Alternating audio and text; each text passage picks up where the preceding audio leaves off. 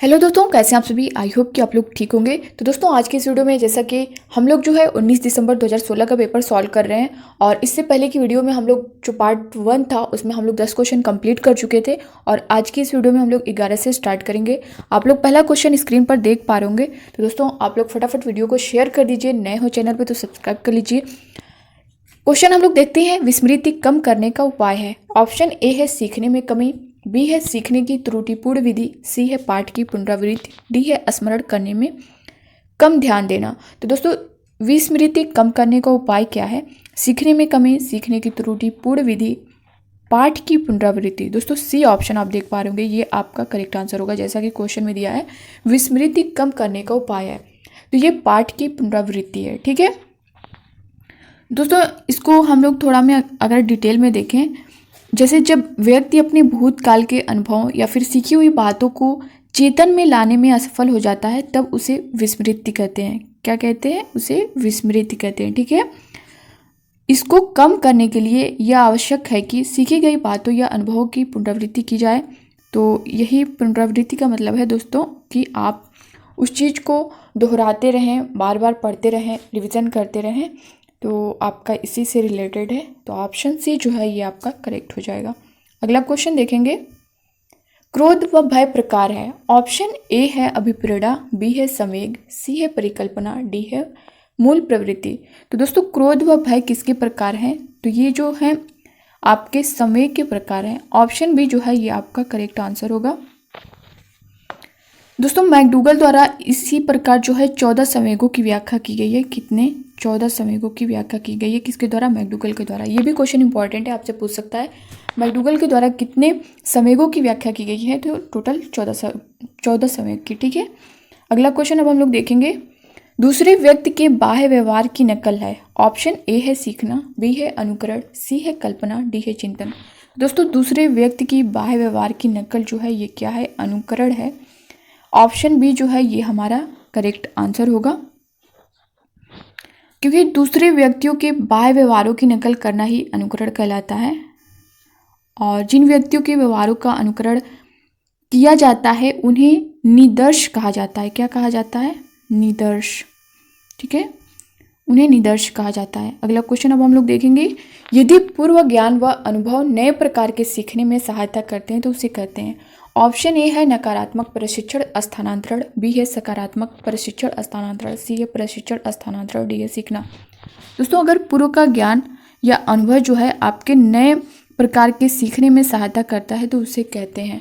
इसको मैंने बहुत अच्छे से आप लोगों को बताया है। जैसे दोस्तों, आपका जो पूर्व ज्ञान है, आपने कोई कुछ सीखा है, अगर वो आगे आपको कोई ऐसा चीज़ मिल रहा है जो आपको सीखने में सहायता कर रहा है, तो आपका सकारात्मक प्रशिक्षण होता है। जैसे मैंने बताया है कि अगर आप जैसे संस्कृत पढ़े हो या फिर हिंदी पढ़े हो, तो उसको पढ़ने के बाद, हिंदी पढ़े हो तो उसके बाद आप संस्कृत पढ़े हो तो वो उसमें हेल्प करेगा, या फिर संस्कृत पढ़े हो तो हिंदी पढ़े हो तो वो हेल्प करेगा। तो ये आपका सकारात्मक प्रशिक्षण होता है। नकारात्मक में वो आता है जैसे आपको अपोजिट मिल जाए। जैसे आप इंग्लिश पढ़े हो, इंग्लिश के बाद से आपको अचानक से कोई अदर सब्जेक्ट हिंदी मिल जाए, तो आपको जैसे आप इंग्लिश मीडियम से पढ़ रहे हो, हिंदी आपको इंग्लिश मिल रही है, अभी आपको डायरेक्ट फिर हिंदी मीडियम में कर दिया जाए तो आपको प्रॉब्लम होगी, सीखने में प्रॉब्लम होगी। तो ये आपका नकारात्मक प्रशिक्षण स्थानांतरण होता है। तो इससे आप सकारात्मक या फिर नकारात्मक से रिलेटेड आपका क्वेश्चन पूछेगा तो आप इसको कर लेंगे आसानी से। तो इसमें आपका ऑप्शन बी जो है सकारात्मक प्रशिक्षण, ये करेक्ट आंसर होगा। अगला क्वेश्चन देखेंगे, सीखी हुई बात को स्मरण रखने का पुनः स्मरण करने की असफलता को कहते हैं।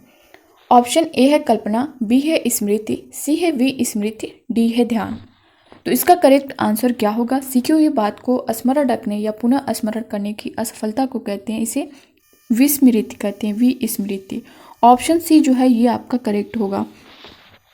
दोस्तों, विस्मृति भूलने से संबंधित है। जैसे जब सीखा हुआ ज्ञान जो है धारणीय न हो या धारण किए गए बात को पुनः चेतन पटल पर न लाया जा सके तो उसे विस्मृति कहते हैं। यानी अगर आप किसी बात को सोच रहे हैं, आप पढ़े हुए हैं, आपको याद नहीं आ रही वो चीज़ें, तो वो विस्मृति में आएंगी। तो आपका ऑप्शन सी जो है, आप याद ना कर पाए उसको, तो ये सी ऑप्शन आपका करेक्ट हो जाएगा।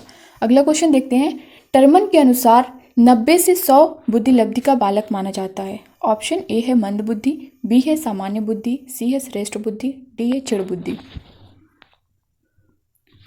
तो दोस्तों टर्मन के अनुसार 90 से 100 बुद्धि लब्धि का बालक क्या माना जाता है? तो ये सामान्य बुद्धि का माना जाता है। ऑप्शन बी करेक्ट आंसर होगा आपका। दोस्तों इन्होंने बुद्धि लब्धि का वर्गीकरण निम्न प्रकार से किया था। जैसे एक यहाँ से मैं बताऊँ, 71 से कम जो होते हैं वो जड़ बुद्धि में आते हैं। आप इसको नोट कर लीजिएगा, मैं बताते जा रही हूँ। दोस्तों 71 से जो कम होंगे वो जड़ बुद्धि में आते हैं। 71 से 80 के बीच की अगर हम लोग बात करें तो ये अल्प बुद्धि में आते हैं। 81 से 90 की हम लोग अगर बात करें तो ये जो है मंद बुद्धि में आते हैं। और 91 से 110 तक की हम लोग को बात करें तो ये सामान्य बुद्धि आती है।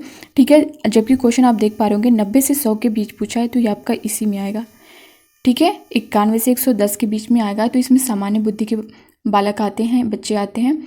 और 111 से 120 की अगर हम लोग बात करें, 111 से 120 की अगर हम लोग बात करें तो दोस्तों इसमें तीव्र बुद्धि के बच्चे आते हैं।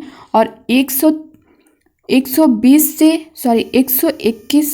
130 तक हम लोग अगर बात करते हैं तो यहाँ पे प्रखर बुद्धि के बच्चे आते हैं। और 130 से ऊपर की अगर हम लोग बात करें यानी 130 से अधिक की तो यहाँ पे प्रतिभाशाली बुद्धि के बच्चे आते हैं। तो अब यहाँ से इससे रिलेटेड दोस्तों इसको आप लोग नोट कर लीजिएगा।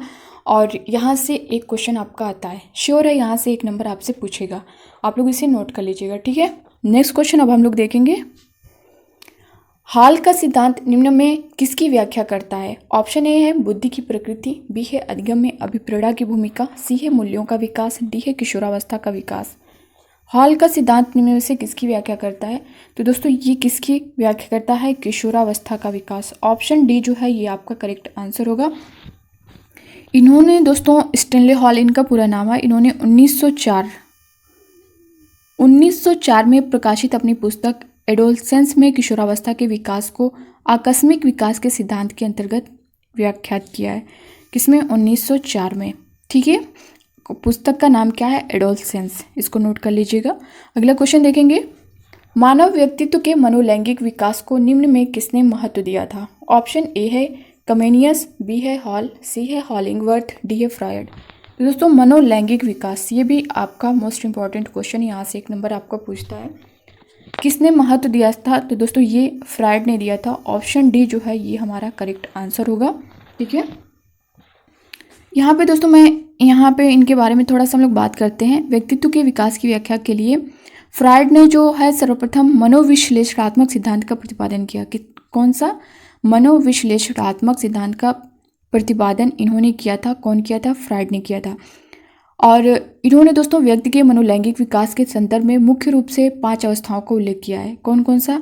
पहला है मुखी अवस्था, सेकंड है गुदी अवस्था, थर्ड है लैंगिक अवस्था, फोर्थ है अदृश्य अवस्था, फिफ्थ है जन्नेन्द्रिय अवस्था। दोस्तों यहाँ पे मुझे लिखने में थोड़ी प्रॉब्लम हो रही है तो मैं बोल दे रही हूँ, आपको बता दे रही हूँ, आप लोग उसे नोट कर सकते हैं। ठीक है, इसके बारे में मैंने डिटेल में बता दिया। अगला क्वेश्चन अब हम लोग देखते हैं। मनोविज्ञान की प्रथम प्रयोगशाला को किसने स्थापित किया था? ऑप्शन ए है डब्ल्यू वुंट, बी है सिगमंड, सी है पॉलो, डी है वाटसन। मनोविज्ञान की प्रथम प्रयोगशाला को किसने स्थापित किया था ये आपको बताना है। तो दोस्तों विलियम मैक्समिलियन वुंट को यहाँ पे ऑप्शन ए आप देख पा रहे हैं, इन्हें जो है आधुनिक मनोविज्ञान का जनक माना जाता है। ठीक है, और 1879 में जर्मनी के लिप्जिंग विश्वविद्यालय में इन्होंने मनोविज्ञान की प्रथम प्रयोगशाला की स्थापना की थी। किसने की थी? विलियम मैक्समिलियन वुंट ने, या फिर ये डब्ल्यू वुंट जो आप देख पा रहे होंगे उनका पूरा नाम मैंने बताया है। ठीक है, कब किया था इन्होंने? 1879 में। अगला क्वेश्चन अब हम लोग देखेंगे। गेस्टाल्ट मनोवैज्ञानिक की आधारशिला किसने रखी थी? ऑप्शन ए है फ्रांज ब्रेंटानो, बी है मैक्स वर्थिमर, सी है एडगर रूबिन, डी है कर्ट लेविन। तो दोस्तों गेस्टाल्ट मनोविज्ञान की आधारशिला किसने रखी थी? तो ये मैक्स वर्थिमर ने। कहीं कहीं आपको वर्थिमर भी देखने को मिलेगा, तो ऑप्शन बी आपका करेक्ट आंसर होगा। ठीक है, और दोस्तों यहाँ पे मैं बता दूँ गेस्टाल्ट मनोविज्ञान की आधारशिला 4 जर्मन मनोवैज्ञानिक ने रखी थी। कौन सा? एक तो यही थे मैक्स वर्थिमर, या फिर वर्थिमर आपको कहीं देखने को मिलेगा। एक थे ओल्फ गैंग कोहलर और उसके बाद कोफका थे और फोर्थ जो थे आपका कूट लेविन थे। ठीक है, 4 लोग थे। तो इसमें से आप लोग एक को देख ही चुके हैं। 3 अगर जैसे ऐसा कुछ पूछ दे कि 4 में से कोई 3 दे दे, एक अदर कोई दे दे कौन नहीं है, तो आप उसको कर लेंगे। तो दोस्तों ये थे 10 क्वेश्चन और अब आपका 20 तक कंप्लीट हो गया है। 10 क्वेश्चन और आपका बचा है, तो पार्ट 3 में हम लोग उसे कंप्लीट कर लेंगे। तो कैसी लगी ये वीडियो? अच्छी लगी होगी तो लाइक करिएगा, शेयर करिएगा, नए हो चैनल पे तो सब्सक्राइब करिएगा। मिलते हैं नेक्स्ट वीडियो में, तब तक के लिए bye bye, take care, thank you.